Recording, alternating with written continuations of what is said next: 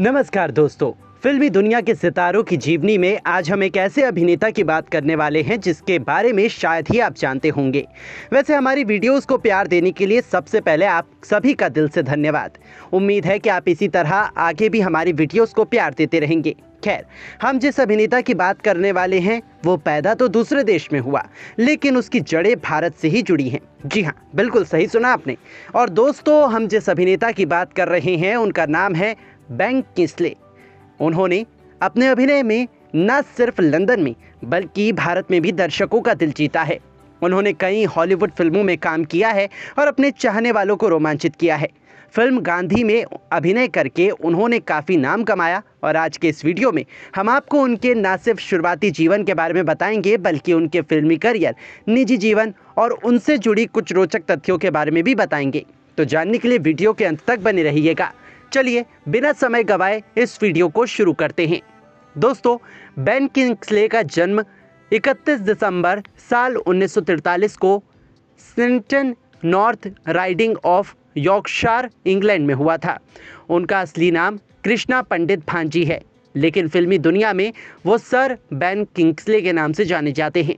उन्होंने अपनी पढ़ाई मैनचेस्टर ग्रामर स्कूल से पूरा किया। वैसे तो बचपन से उनका एक्टिंग करने का कोई खास मकसद नहीं था, लेकिन कॉलेज के दिनों में उनका इंटरेस्ट एक्टिंग की तरफ गया और उन्होंने एक्टिंग में अपना करियर बनाने का फैसला किया। आपको बता दें, मैनचेस्टर में रहते हुए वो शौकिया नाट्य कला में शामिल हुए और 23 साल की उम्र में ग्रेजुएशन लेवल पर अपने प्रोफेशनल स्टेज की शुरुआत की। जी हाँ, ग्रेजुएशन होने के बाद साल 1966 में म्यूजिकल प्रोड्यूसर और मैनेजर डिक जेम्स ने उन्हें अप्रोच किया। वैसे आपकी जानकारी के लिए बता दें कि डिक जेम्स द बीटल्स के पब्लिशर थे। द बीटल्स एक इंग्लिश रॉक बैंड था जिसे लिवरपूल में साल 1960 के दौरान बनाया गया था। खैर, बेन किंग्सले की कहानी पर वापस आएं तो पॉप स्टार बनने के डिक जेम्स के प्रस्ताव को उन्होंने सीधे तौर पर नकार दिया और theatre director Sir Trevor Nunn के सामने ऑडिशन देने के बाद साल 1967 में रॉयल शेक्सपियर कंपनी यानी RSC में शामिल होने का फैसला किया। उसके बाद उन्होंने करीब 15 साल तक खुद को एक थिएटर में झोंक दिया और एक्टिंग की हर एक बारीकियों को समझा। उनके एक्टिंग करियर के सफ़र को फास्ट फॉरवर्ड करें तो साल 1982 में आई फिल्म गांधी से वो दर्शकों के बीच काफ़ी लोकप्रिय हुए और ख़ासकर भारतीय दर्शकों के बीच। जी हाँ, और इस फिल्म में उनके आने के साथ साथ उनकी पूरी तरह से कैरेक्टर में ढलने की कहानी भी काफ़ी इंटरेस्टिंग है। दोस्तों, खबरों के मुताबिक गांधी फिल्म के निर्देशक रिचर्ड एटनबरो ने महात्मा गांधी की जीवन गाथा को पर्दे पर लाने का सपना देखा था और इसके लिए वो एक ऐसे अभिनेता की तलाश में थे जो इस ऐतिहासिक किरदार को गहराई और ईमानदारी के साथ निभा सके। बहरहाल, उनकी तलाश तब पूरी हुई जब वो बेन किंग्सले से मिले। दरअसल किंग्सले, जिनका असली नाम कृष्णा पंडित भांजी है, भारतीय और ब्रिटिश विरासत से जुड़े हुए थे। उनके भारतीय मूल और गांधी जी के साथ शारीरिक समानता ने एटनबरो का ध्यान आकर्षित किया। इसके अलावा किंग्सले ने अपने थिएटर और फिल्म अभिनय में जो टैलेंट दिखाया था वो इस भूमिका के लिए बिल्कुल सूटेबल थे। स्क्रीन टेस्ट के दौरान उन्होंने गांधी जी की आवाज़ और हाव भाव को इतनी बारीकी से अपनाया कि एटनबरो को यकीन हो गया कि उन्होंने सही अभिनेता चुन लिया है और इस तरह वो गांधी फिल्म के लिए सिलेक्ट हुए। इसमें कोई शक नहीं है कि यही मौका उनके करियर का सबसे बड़ा टर्निंग पॉइंट भी बना। बात करें फिल्म गांधी की तो ये बेन किंग्सले की सबसे यादगार और डिसेंट फिल्म थी जो साल 1982 में रिलीज़ हुई थी। इस फिल्म का निर्देशन रिचर्ड एटनबरो ने किया और ये महात्मा गांधी के जीवन पर आधारित है। फिल्म ने गांधी जी के बचपन से लेकर उनके सत्याग्रह आंदोलन, भारत की स्वतंत्रता संग्राम में भूमिका और साल 1948 में उनकी हत्या तक की कहानी को पर्दे पर डिस्प्ले किया। किंग्सले ने इस फिल्म में महात्मा गांधी का किरदार निभाया जो उनके करियर का सबसे बड़ा और चैलेंजिंग अभिनय साबित हुआ। जी हाँ, उन्होंने इस किरदार को निभाने के लिए काफ़ी गहराई से स्टडी किया और गांधी जी की वेशभूषा, बोलने का अंदाज और साथ ही साथ उनकी सोचने को अपने अंदर संभाल लिया। उनके शानदार अभिनय ने गांधी जी को न केवल भारतीय दर्शकों के लिए बल्कि पूरी दुनिया के लिए एक वास्तविक छवि में पेश किया। वैसे आपको बता दें कि गांधी फिल्म को न केवल आलोचकों की सराहना मिली बल्कि ये बॉक्स ऑफिस पर भी ज़बरदस्त कमाई करने में सफल रही। इसे 8 ऑस्कर पुरस्कार मिले जिसमें सर्वश्रेष्ठ फिल्म और सर्वश्रेष्ठ अभिनेता के लिए ऑस्कर शामिल है। वहीं बेन किंग्सले को उनकी शानदार परफॉर्मेंस के लिए बड़े पैमाने पर पहचान और तारीफें मिली। ये फिल्म न केवल एक ऐतिहासिक दस्तावेज है बल्कि गांधी जी की विचारधारा और उनके संघर्ष को समझने का एक इफेक्टिव मीडियम भी है। अभिनेता किंग्सले का प्रदर्शन इतना शानदार था कि इसे आज भी एक महान और ऐतिहासिक फिल्म के रूप में याद किया जाता है। वैसे गांधी जी ने न केवल बेन किंग्सले को इंटरनेशनल लेवल पर पहचान दिलाई बल्कि ये फिल्म भारतीय स्वतंत्रता संग्राम की गहरी समझ को भी बढ़ावा देती है। दोस्तों, बात करें उनके निजी जीवन की तो उनका निजी जीवन काफ़ी ज़्यादा दिलचस्प रहा है।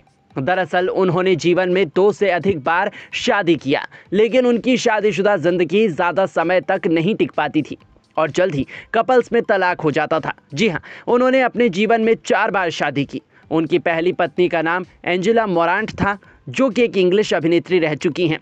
दोनों की शादी साल 1966 में हुई थी और करीब 10 सालों तक उनका रिलेशनशिप चला। हालांकि किसी कारण के चलते साल 1976 में दोनों अलग हो गए। उनसे उनकी 2 संतानें हुई, जिनका नाम जैस्मिन भांजी और थॉमस एलेक्स भांजी है।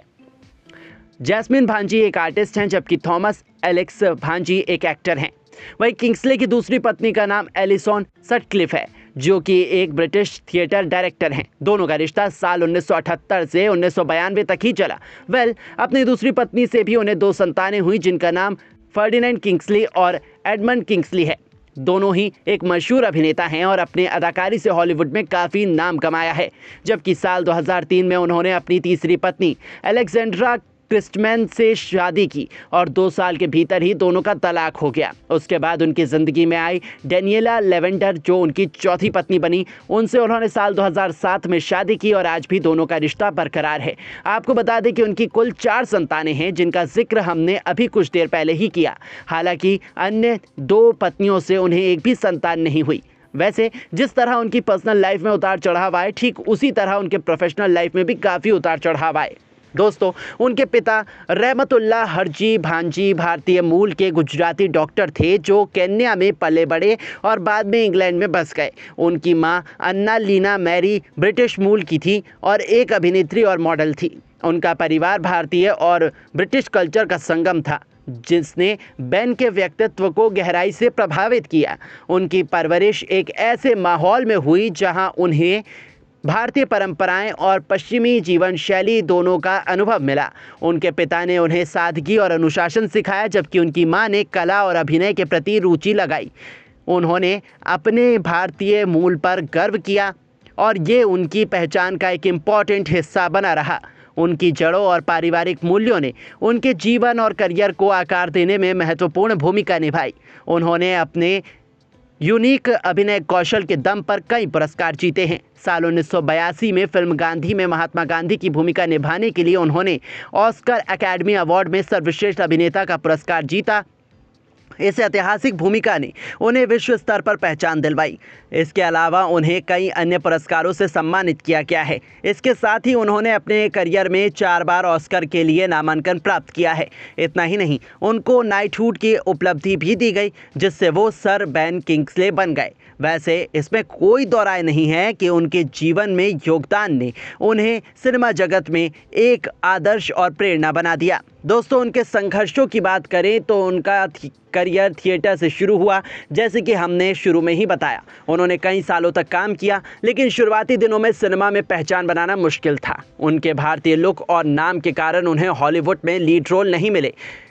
इस भेदभाव को देखते हुए उन्होंने अपना नाम बेन किंग्सले कर लिया ताकि अधिक मौके मिल सके। लेकिन कहते हैं ना कि जो संघर्ष करता है उसे एक न एक दिन उसकी मेहनत का फल मिलता है, और उन्हें भी मिला जब उन्होंने फिल्म गांधी में अभिनय किया।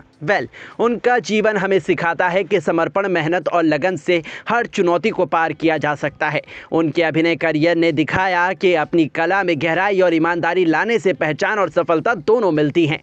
उन्होंने हर भूमिका को पूरी सच्चाई से निभाया, चाहे वो महात्मा गांधी जैसे ऐतिहासिक किरदार हो या हल्के फुल्के किरदार।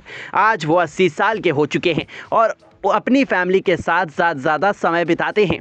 हम उनकी अच्छी सेहत की कामना करते हैं और उम्मीद करते हैं कि आपको उनकी ये जीवनी पसंद आई होगी। अगर आपको उनकी अदाकारी और उन्हें पसंद करते हैं तो वीडियो को लाइक ज़रूर करें और ऐसी ही अनसुनी जीवनी के बारे में जानने के लिए हमारे चैनल को ज़रूर सब्सक्राइब करें। धन्यवाद।